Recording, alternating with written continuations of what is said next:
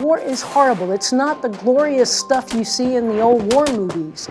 It's hard, but veterans can be changed for the better if we just get the help on the other side. People who have moral injury are the people we want in the world.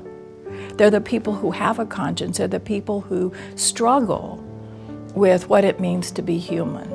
Everything happens to us changes who we are. And if it's a devastating thing, a faith community is a way to hold that so you don't have to hold it all by yourself. CBS presents Veterans Journey Home, Faith, Hope, and War. The narrator is Rollin Smith. War changes people. I actually don't think there's anything wrong with the veterans. That wouldn't happen to any good person who was asked to do those things and wanted to serve their country. After the warm welcome home, many veterans find themselves asking, what next? As they create a new normal for themselves. When I take off that uniform, I'm just a regular American. And that right there kind of tore me up. Because I built myself up as this Army Sergeant Mays, now I'm a nobody.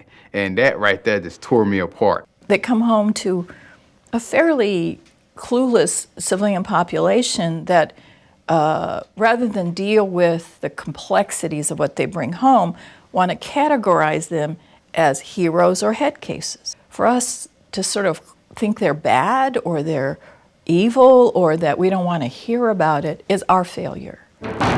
Since 9/11, more than 2.5 million Americans have fought in Afghanistan and Iraq. We need to help them transition out of the war mind to the peace mind. Roughly 22 veterans commit suicide every day. Part of the challenge is getting help to those who are least likely to ask for it. From day one, they're saying, you can do this and you're going to fight to the end and don't show weakness. And then we get out and they tell us, go for help. We were never trained to go for help. I mean, not outside of who we're already with. We're not trained to reach out. It's a sign of weakness. 500,000 veterans come home with symptoms of post-traumatic stress disorder, or PTSD. The enemy is no longer Taliban. It's anxiety, it's depression, it's suicidal thoughts, it's guilt, it's remorse.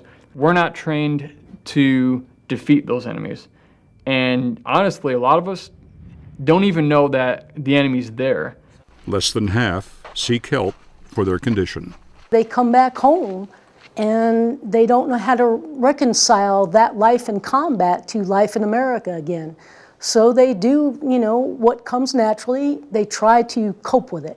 And sometimes that's using alcohol, using drugs, or driving crazy, or getting really, really angry all the time. For veterans with mental health and addiction problems, it often results in a run-in with the law. To stop this growing problem, veterans courts like this one in Denton County, Texas, are popping up across America. Just based on everything that you've done and you continue to do in this court, you continue to impress us. David Garcia is the presiding judge. Every case that comes in, we send them to a psychologist to kind of give us an understanding of what issues a veteran has when they come into the courtroom. Vets who agree to the terms of the court are monitored 24/7, submit to regular drug testing, and are required to have an ignition interlock device. They are also paired with a mentor who was once a combat veteran.